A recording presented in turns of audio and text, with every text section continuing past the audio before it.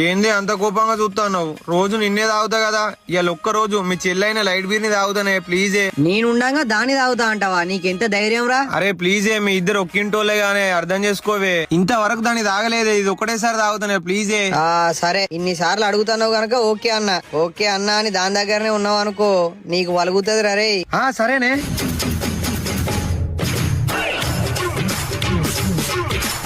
ఎట్లున్నదిరా మా చిన్నది? ముద్దు ముద్దుగున్నది, ముచ్చటైన చిన్నది.